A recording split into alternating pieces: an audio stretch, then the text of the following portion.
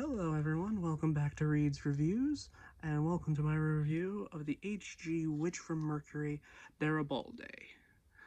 So this kit is the second kit I've built from the HG Witch from Mercury line, and honestly I gotta say, for the amount of parts to the looks, is really good. Like, it takes few parts to get like this amount of detail. Like, it took like 2 parts to make like this knee bit, like 3 to like if you include the red part here. But yeah, it's just like the parts economy is really nice, and honestly, its design, if you're a fan of very knightly looking mobile suits, then I say that this one is a good choice for you, because I mean, just look at it. Like, it honestly looks like a knight that's about to fly into battle. And if it had a horse, then, well, considering the fact that there is an actual Gundam horse, that'd be funny. But yeah, so let me do a comparison between this and the previous kit I reviewed, which was the HG Gundam Aerial, which was the first to fight this mobile suit in the past. Like, in the actual show, this is from they fought each other once, and then we haven't seen the Darilbalde since, which I find kind of sad because I really love this design, but it only got used once in the show. I have a feeling it might make a comeback, but I haven't seen it in the entirety of season 2 that I've barely watched, since I only watched season 1. But getting off topic. But considering the fact that it has shield pauldrons and one giant beam lance, as it is, which can split into what is respectively called the beam kunai and then the beam anchor. I don't know why they call this the anchor. Maybe it's because of the way this looks. But yeah. And also, good tip for any part that is clear, especially when you're building stuff. So if you want to make it glow, especially when you look at it straight on, put a bit of chrome paint on the inside of the bit.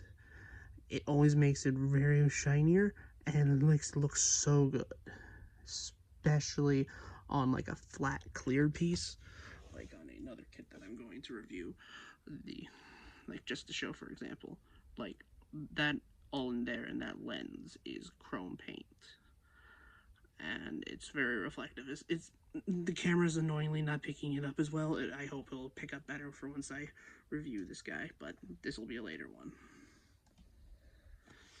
So, the features of the Darilbalde is that you can rip his arms off.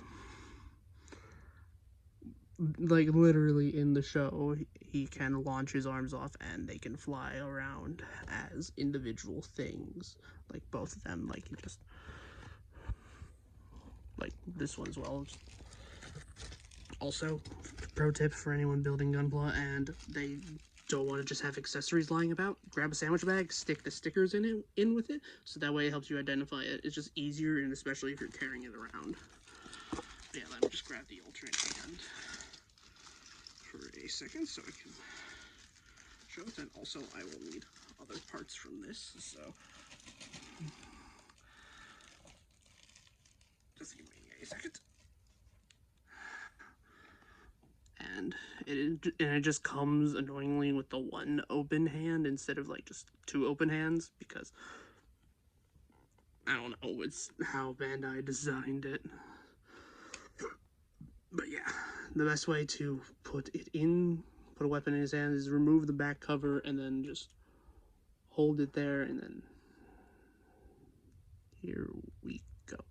Yeah, now you can show it holding off like the beam kunai, and if you have separate stands, like the Bandai has released a separate stand set to show you all the like bits flying about, like this, and also the two shields also fly around to protect the user and such, because if I am right, from what I remember, the cockpit is like right here, like this little round dome part.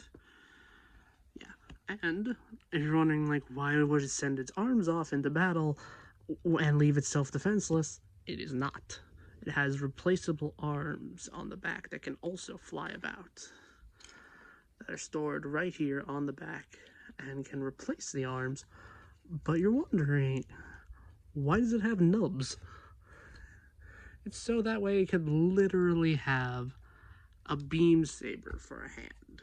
Meaning that, and if you don't know what a beam saber is, it's essentially the Gundam equivalent to a lightsaber. In more popular terms, it's just they're called beam sabers to be legally distinct. But yeah, it can replace them with these to, well, essentially defend itself. And also, if you are wondering what stand I am using for these, it is the Good Smile Company stand. It's in a simple 3-pack. You can get, just trust me, it is really useful. But if you don't have that, Bandai does include a runnerless stand. It's all these parts that are connected to each other. You just snap them apart and then you just assemble them like this. Kind of assemble it like this as a stand itself. But since I have this stand already, I have this stand serve another purpose, which is another feature that the Darilbalde can do. Just rip its foot off, make its foot into a shape like this, and then grab this other accessory, which is a wire that comes within the kit and an adapter for stand, focus please, adapter for a stand and for the foot. You can just put the foot in there and then attach your stand or whatever you're using and attach the wire bit into a tiny hole. Let me try it. I'm gonna just rip his arms off. Into a tiny little hole.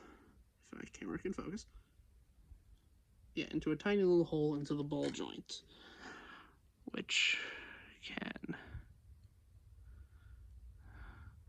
plug in right there, and you can show it off, firing off its, what is it called? Shackle claw is what it is called, and it can do it for both of the feet. And I didn't realize that the camera was not in focus. Come on, focus, focus, focus. Thank you. Sorry for that. But yeah, it comes with 2 of them, so you can do it on the other leg as well if you wanted to, like shooting off both and then grabbing its opponent and then just throwing it into a building, which is what happened in the show.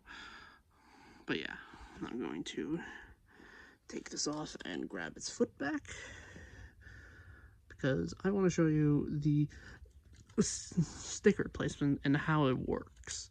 So the stickers on this kit are not bad. Like, they're really good. It's just I've only used the ones that I've deemed necessary in certain places. Like,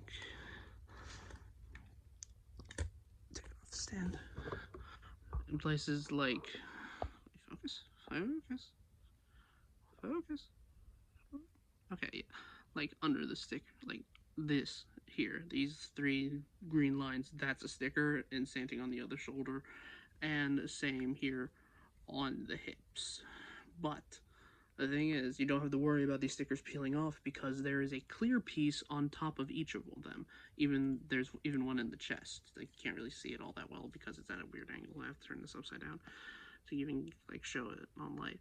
But yeah, even this one goes under a clear piece. Well, there is one sticker for the head, which I'm going to take off and show you. This little green segment right here, that's supposed to be a sticker, which is this one right here, number 1 on the line. But yeah, also, you get alternate stickers to show whatever system this thing is running, because I don't know the lore behind that. They didn't really explain it. like show it in a non-active state, so you get black lines and like black segments to go underneath the shoulders, the thighs, and there are green segments on the shield. It just doesn't show up that well, sadly. The shield that you can show is inactive or active. I just decided to paint it since it was just stickers not going underneath the part, thus keeping them flat. So yeah, but yeah, this kit is certainly, like, if you love a night aesthetic and you want to have one that is just this insane looking thing, like, it's like insane thing with like beam sabers for hands, and then it just has like, it's just really good about how it manages itself, because I think this is only like 5 runners, maybe, like not including the runnerless stand. But yeah, and this took me like took me not that much time. So yeah, and then it has like just a 3mm port for the stand, like right down there. So this has been, and a lot of the bulk comes from the shields being attached to the shoulders, which is, just look at that. That looks freaking awesome. So you can just have one beam thing going off into the night, like just one beam thing going off in the night, and this has been out of focus this entire time. I swear to God. I'm sorry, but yeah, it is annoying that it doesn't come with like any sort of stand to show off these or these flying around. But honestly, I'm kind of fine just leaving it in the lance pose, just being cool. So that has been my review for the HG Witch from Mercury Darilbalde, and this is Read Reviews signing out.